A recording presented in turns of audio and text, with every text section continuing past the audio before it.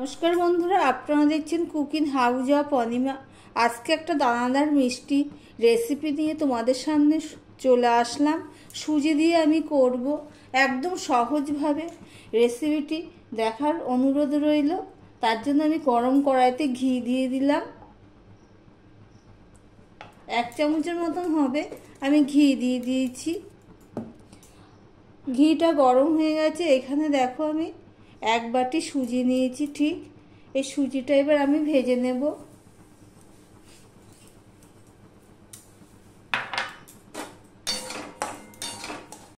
দেখো সুজিটা মোটামুটি ভেজে নিয়েছি। আমি এখানে দেখো 1 বাটি দুধ নিয়েছি। 1 বাটি সুজির জন্য আমি 1 বাটি দুধ নিয়েছি। তোমরা দুধের বদলে জলও দিতে পারো, তবে 1 বাটি সুজির জন্য 1 বাটি জল বা দুধ একদম পারফেক্ট হবে। আমি অফ ক্যামেরাতে একটু নুন দিয়ে দিয়েছি, সামান্য 1 চিমটি নুন দিয়ে দিয়েছি। আর এই চিনি দিয়ে দিলাম। চিনিটা যার যার স্বাদ অনুযায়ী দেবে।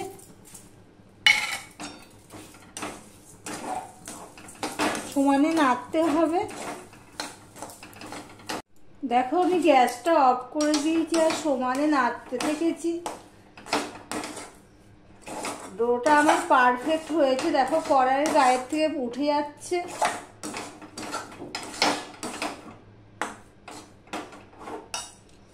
এবার আমি একটা থালায় এগুলো নিয়ে নিলাম।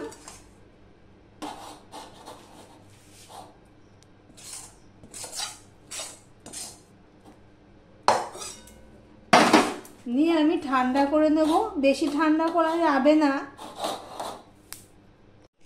এ দেখো হাতে একটু ঘি মাখিয়ে নিয়েছি। আর ঠান্ডাটা মোটামুটি হয়েছে, হাতে সয় মতো এখনো ধোঁয়া উঠছে। এই অবস্থায় আমি এটা ভালো করে মেখে নেব। গরমেই আছে এখনো, গরম গরমেই আমি মেখে নেব। দেখো আমি ভালো করে মাখিয়ে নিয়েছি। এবার এখান থেকে আমি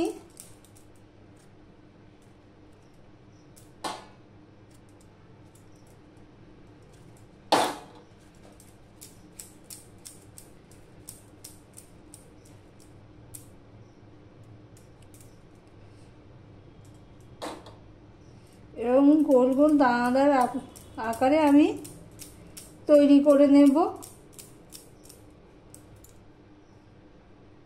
সমস্ত মিষ্টিগুলো দেখো আমার রেডি করে নিয়েছি।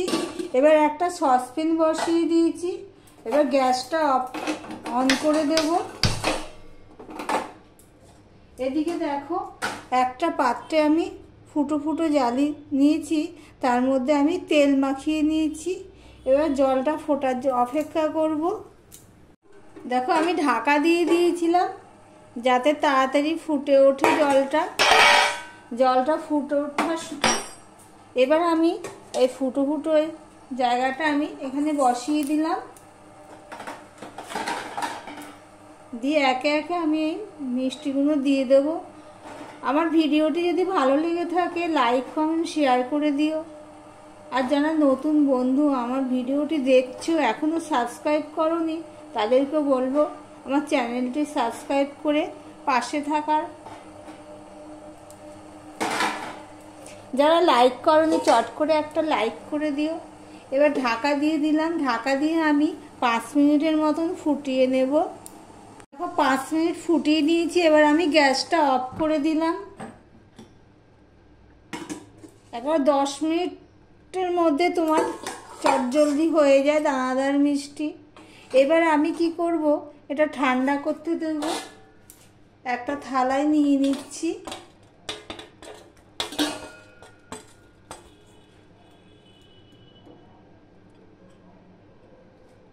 এবার আমি এটা ঠান্ডা করে নেব। দেখো ঠান্ডা হয়ে গেছে। এবার আমি কিছুটা চিনি নিয়ে নিলাম। ঠান্ডা করতে হবে এই কারণে, গরম গরম যদি এখানে এইভাবে দেওয়া যায় চিনিটা, তাহলে চিনিটা পুরো গলে যাবে। সেই জন্যই ঠান্ডা করে নিতে হবে।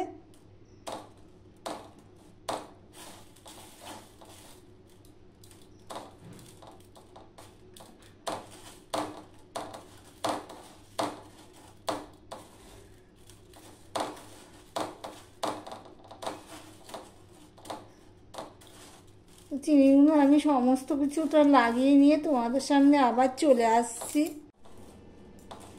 দেখো ঠিক আমি এইভাবে লাগিয়ে নিচ্ছি।